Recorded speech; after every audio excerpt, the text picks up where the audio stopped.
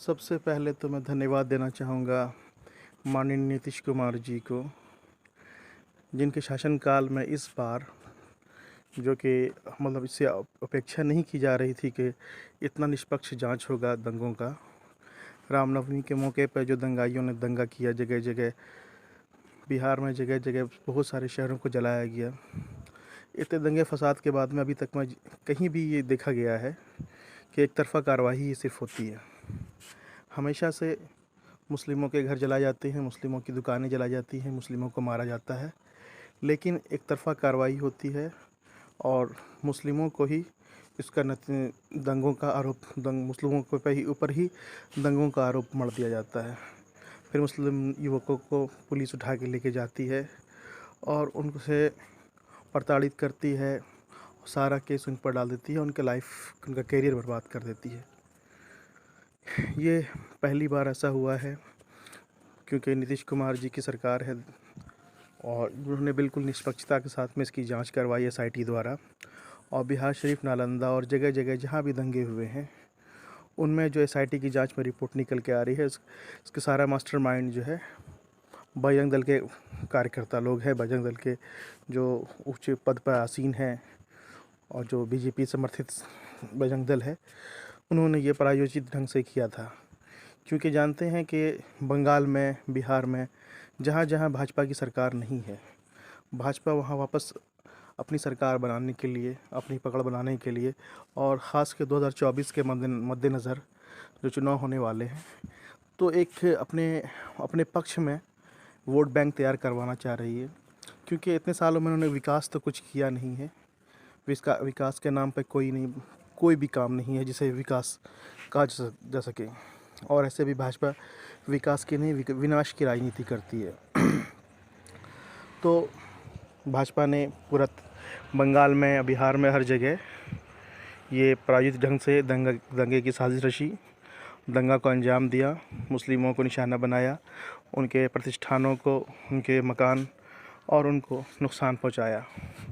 लेकिन शायद वो भूल गए कि जिस राम के नाम पे वो इतना दंगा फसाद कर रहे हैं, वो राम भी नहीं चाहते होंगे कि ये जो दंगाई हैं ये इस तरह का कृत्य करके उन्हें प्रसिद्धि तो नहीं दिला रहे, बल्कि बदनाम कर रहे हैं। खैर, दंगों की रिपोर्ट आने के बाद में पुलिस कार्रवाई कर रही है। बजरंग दल के जो भी कार्यकर्ता इसमें दंगे में शामिल थे, उनके साथ सख्ती के साथ निपटा जा रहा है, उनके कुर्की ज़ब्ती हो रही है।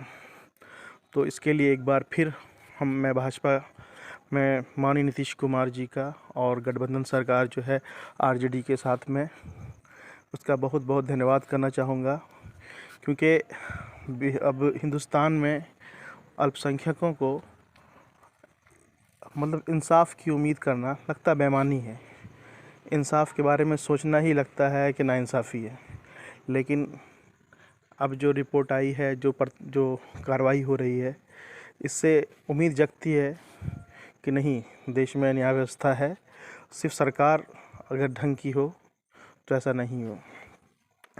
और साथ साथ में जो भांड मीडिया है, वो भी रात दिन करके उसने हिंदुस्तान को बिल्कुल ज्वालामुखी पे बैठा दिया है।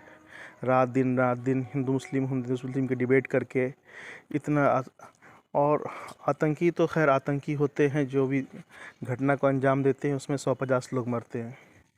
लेकिन ये जो जो भी चैनल में बैठे हुए हैं प्रवक्ता, जो बड़े बड़े नामचीन प्रवक्ता हैं, नाम लेने की ज़रूरत नहीं है क्योंकि ये सब वही हैं।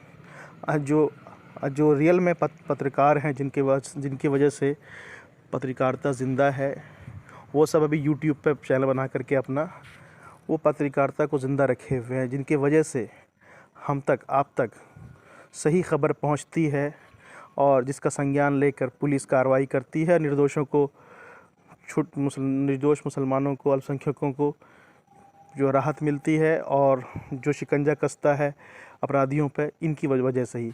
वरना ये जो मेन स्ट्रीम का जो मीडिया है, जो बिका हुआ है, शायद ये 1947 से पहले होता तो मैं पक्का बताता हूँ कि भारत कभी आज़ाद ही नहीं होता। क्योंकि 100% ये बिल्कुल अंग्रेज़ों की तरफ होते और क्रांतिकारियों को ये आतंकवादी घोषित कर देते, देश विरोधी घोषित करते। और मतलब से कि ब्रिटिश सरकार के ये चरण चरण चाटुकारिता करते रहते। देश से कभी भी देश आज़ाद नहीं होता। ये 100% उसी साइड खड़े होते हैं। ये सत्ता पक्ष की दलाली करते हैं। मैं न तो किसी पार्टी से बिलोंग करता हूँ और ना ही मैं कट्टरपंथी हूँ। मैं चाहता हूँ शांति से जीना अपने देश में, और जिस धर्म का अनुयायी है वो उस धर्म में अपनी आस्था के साथ अपना जो भी क्रियाकलाप होते हैं उसे पूरा करे, ना उसे कोई रोके ना उसे कोई टोके। लेकिन हिंदुस्तान में तो अभी ऐसा हो गया कि ईदगाह में मनाई जाती है, गुरु पर्व उनके गुरुद्वारे मनाया जाता है, जो जहाँ का जो त्यौहार होता है वो वहाँ मनाया जाता है। लेकिन रामनवमी और कोई सा भी हिंदू पर्व है, पहले तो ये मंदिरों में होता था, पंडालों में होता था, लेकिन अब ये मस्जिदों में होता है। मतलब है कि जो हिंदुत्व का जो मूल अभी आप गौर करते हैं, जो नए ज़माने के हिंदू होंगे या जो भी हम देख रहे हैं, लगता नहीं है कि हिंदू धर्म का कुछ अपना कुछ बचा है। लगता है उनका सारा काम सिर्फ मुसलमानों के विरुद्ध में करने के लिए ही बनाया गया, ये धर्म का निर्माण जो हुआ है। लेकिन और मैं किसी का दिल नहीं दुखाना चाहता हूँ, मैं हिंदू धर्म को मैं अच्छा समझता हूँ, क्योंकि मैं बचपन से मैं इस अभी का नहीं हूँ, मैं 80s के दशक में पैदा हुआ हूँ। तो इसके लिए मैंने हिंदुत्व क्या होता है ये मैं अच्छी तरह से जानता हूँ। अभी जो हिंदुत्व चल रहा है एक्चुअली ये हिंदुत्व नहीं है, इसे धर्म से कोई लेना देना ही नहीं है।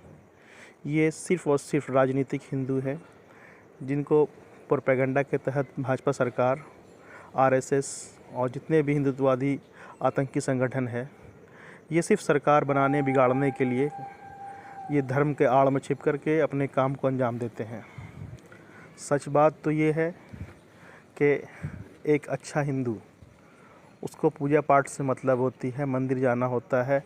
वो कभी भी इस तरह के दंगों में, इस तरह के जो प्रदर्शन निकाले जाते हैं जिनका मकसद ही होता है लोगों की भावनाओं को आहत करना, डीजे पे भड़काऊ गाने बजाए जाते हैं, मुस्लिम औरतों के ऊपर लड़कियों पे पानी में रंग भर के गुब्बारे मारे जाते हैं, उनको तरह तरह से प्रताड़ित किया जाता है। और एक्चुअली क्या है ना, ये लोग सिर्फ मुस्लिमों को टारगेट नहीं करते हैं।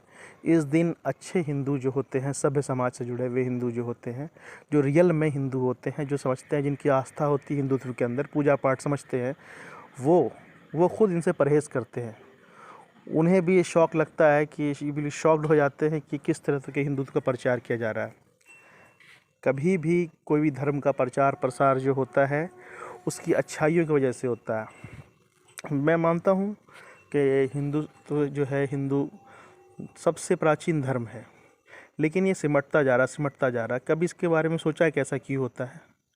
इसके सिमटने का एक ही कारण है कि इसमें जो है अब जो मिठास होती है ना, मिठास ख़त्म होती जा रही है, क्योंकि जो भी नई पीढ़ी है वो हिंदुत्व का मतलब बिल्कुल गलत, उसे व्हाट्सएप यूनिवर्सिटी से ज्ञान मिलता है, वो हिंदुत्व को गलत दिशा की तरफ लेके जा रहे हैं।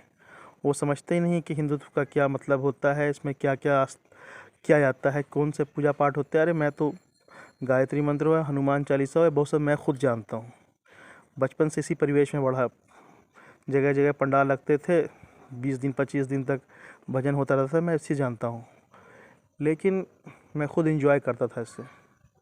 लेकिन 2014 के बाद से जो सरकार आई है, इसने तो हिंदुत्व को पूरा बदल दिया। मतलब है, आप देख सकते हैं कि मैंने कभी राम जी की तस्वीर को इतना आक्रामक मुद्रा में कभी नहीं देखा। हनुमान जी की हमेशा देखा, दोनों हाथ में वो बजाते हैं ना, वो लेके के राम राम जपते थे, वो बिल्कुल शांत मुद्रा में। लेकिन हनुमान जी का देखा, काला काला सा बना के बिल्कुल डरावना फेस कर दिया। एक्चुअली क्या है ना, ये जो आप अपने भगवान के साथ में ही जो बदलाव कर रहे हो, ये हिंदुत्व का अपमान है। जो चीज़ ऐसा था नहीं, उसे आप अपने हिसाब से बदल रहे हो। अरे ये जो मुसलमानों में एक चीज़ देखना, नमाज होती है तो यहाँ भी होती है, भारत में भी होती है, पूरे विश्व में होती है, तुम्हें देख के नहीं किया जा रहा। मुसलमान नमाज मस्जिदों में होती है, जगह नहीं होने पे आसपास की जगह पर चलो हो जाती है, महीने हफ्ते में 5 मिनट 10 मिनट के लिए। लेकिन कोई भी चीज़ ऐसा नहीं होता है जो किसी दूसरे धर्म को परेशान करने के लिए स्पेशल किया जाए। कभी कभी देखा है कि किसी मुस्लिम युवक को या किसी मुस्लिम भीड़ को जो अल्लाह अकबर का नारा लगाते हुए मंदिरों पर चढ़ रहा है, मंदिरों के झंडे नोच रहा है, मंदिरों की मीन को तोड़ रहा है? नहीं। क्या कभी देखा कि कभी मुस्लिम भीड़ किसी हिंदू को रोक करके उसे ज़बरदस्ती जय अल्लाह अकबर बुलवा रही? नहीं। क्या कभी आपने देखा कि मुस्लिम किसी को खाने पीने के लिए, किसी सब्ज़ी बेचने वाले को, किसी डिलीवरी वाले को किसी तरह से रोका कि नहीं तुम हिंदू हो तुम ऐसा नहीं कर सकते? या कभी ऐसा देखा आपने कि आर्थिक बहिष्कार करो? ऐसा नहीं, कभी नहीं। हम ईद की ख़रीदारी सबसे करता हूँ, हम लोग करते हैं हिंदू मुस्लिम सब, और मैक्सिमम जितनी भी दुकानें हैं वो हिंदी भाइयों की ही है और हम लोग शौक़ से ख़रीदते हैं। हमारे अफ्तार का सामान जो आता है वो 75 to 80% हिंदू दुकानदार से ही आता है। कोई द्वेष नहीं, कोई क्लेश नहीं, किसी तरह का कोई मामला नहीं, क्योंकि अंदर है ही नहीं। हम लोग इंसानियत देखते हैं। ये 10 साल के अंदर हिंदू करते हैं, एक्चुअली हिंदुओं के लिए कुछ नहीं करते हैं। अगर ऐसा होता तो सरकार हिंदू हित में बहुत सारे कदम उठाती। ये सिलेंडर का रेट कम कर देती, पेट्रोल का रेट कम कर देती, हिंदुओं को जॉब दे देती। ऐसा तो कुछ होता नहीं है, सिर्फ हिंदुओं को भड़काया जाता है। हम मुसलमान कभी किसी का विरोध नहीं करते उसके धर्म के आधार पे। हम कभी किसी को पकड़ के ज़बरदस्ती जय श्री राम नहीं बुलवाते हैं। हम कभी किसी मंदिर के आगे खड़े होकर के अल्लाह अकबर या डीजे में को भड़काऊ नहीं गाना नहीं बजाते, क्योंकि हमारा धर्म का एक पैटर्न है, उस पर ही चलना। हम उसको बियॉन्ड द पैटर्न, उसका जो कस्टम में हमारे नहीं है वो हम करें सिर्फ आपको दिखाने के लिए, तो एक्चुअली क्या है ना, वो हमारा धर्म से विपरीत जाना होगा। और आप तो सारे काम अब ऐसे करने लगे हो जैसे हिंदू धर्म का अपना कुछ बेस है नहीं, सिर्फ और सिर्फ मुस्लिम विरोध में नया नया काम कर रहे हो। खैर, इस तरह से देश को पतन की तरफ ले जा रहे हो। और एक मोटे बुद्धि के लोगों को ये समझना चाहिए कि क्या हिंदुत्व का ठेका सिर्फ SC ST OBC वाले मुस्लिमों ने ले रखा है, हिंदुओं ने ले रखा है?